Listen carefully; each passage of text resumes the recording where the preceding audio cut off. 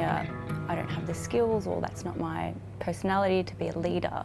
Do you think it's innate in us, or do you think leadership skills and characteristics can be learnt and developed over time?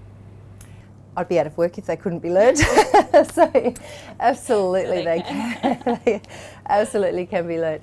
There are certain characteristics that will be innate in certain personality types that lend themselves more favourably to leadership styles. So people who have often a more extroverted personality type, who are able to speak up, speak out, have more presence, command people to listen to their views, are seen to be more naturally suited to leadership roles. But I've spent a lot of time working with people, particularly with more introverted personality types, to build their confidence in themselves to be heard and to ensure that they are empowered to command the attention of those in the room, that people will learn that it is worth giving them the time to listen to what they have to say.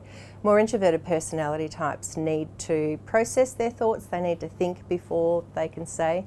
More extroverted personality types, they just start talking and tell you what they're thinking while they're thinking it. So you get a lot more in terms of quantity of a more extroverted person's thought processes.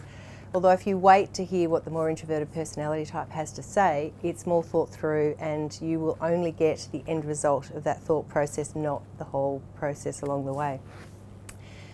It's difficult sometimes for the more introverted personality types to be able to respond in the moment though, because they need that processing time to get the clarity of their thoughts before they can verbalise those thoughts. So if they're able to plan ahead, prepare for any meeting that they're having, anything that they want to ensure that they have the visibility that are going to be heard, if they can get the meeting agenda beforehand, make sure they know what topics are going to be discussed, think through what they might be able to contribute on that topic, ensure that they have the clarity in their mind before they step into the meeting, in the moment they'll be ready to go and they'll be able to be heard and say exactly what they want, and that will avoid those walks down the hallway back to your office after the meeting going, oh, that's what I should have said. I wish if only I'd had that moment again.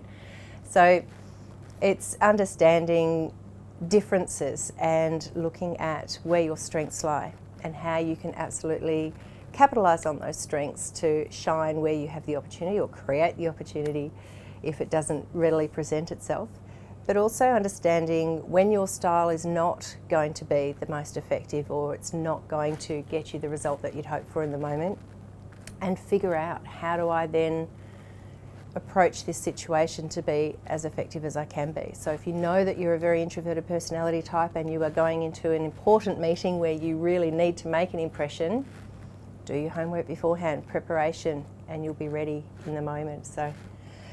And it's also important to realise that the more extroverted personality types are sometimes too visible, sometimes need to filter and not to express every thought that they have in the moment, sometimes think things through before they speak and ensure that what they say is exactly what they'd like to communicate to their audience. So it's learning about, when does your style work for you and when would it be more beneficial to adapt your style.